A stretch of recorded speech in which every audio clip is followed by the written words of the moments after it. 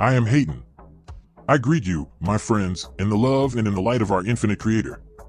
It is once again a very great privilege to be with you.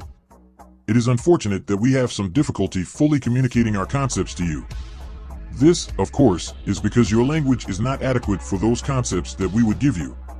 However, we intend to circumnavigate the intellectual mind through communications with you during your meditation. During these meditations, concepts we impress should be relatively easy to understand. You have been conditioned for what you call a lifetime. You have been conditioned to think about certain things. And certain of these things you consider important, others you consider unimportant, some you don't consider at all. From our perspective, most of the things that the people of Earth consider important are not important at all, or of no consequence. Those things that they don't consider at all often are the most important.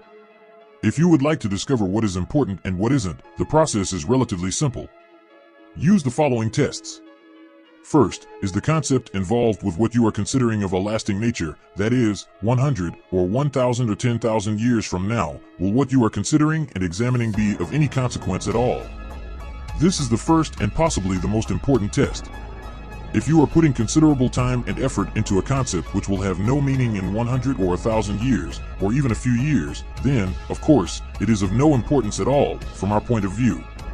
For from our point of view, your relatively short span of existence on the surface of your planet is but a brief experience and a much, much greater experience.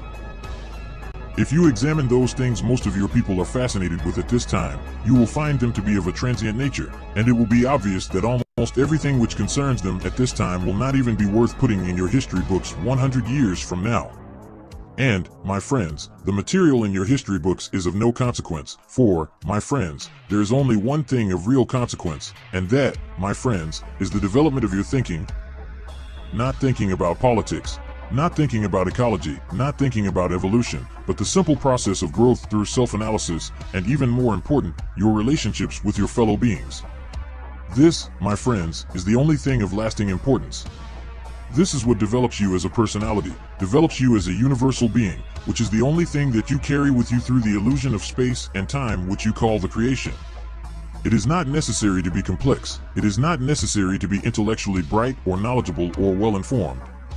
It is necessary, my friends, to know why you react as you do to your fellow man, and it is necessary, my friends, to then, having analyzed your reactions, to improve them.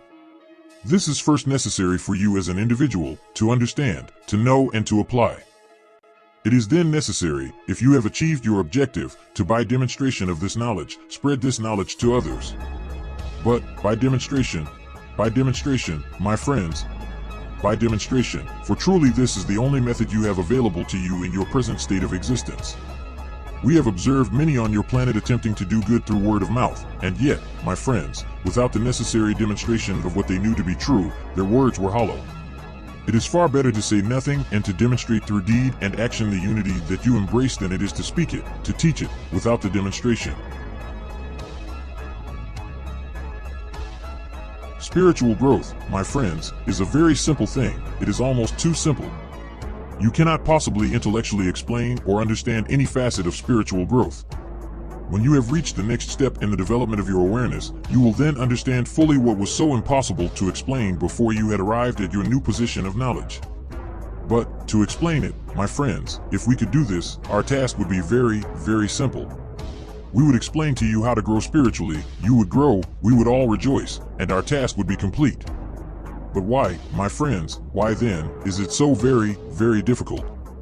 Why have we used so many words expressing in your language a direction, a technique that is unreachable? We say, know yourself, and yet do you follow our instructions?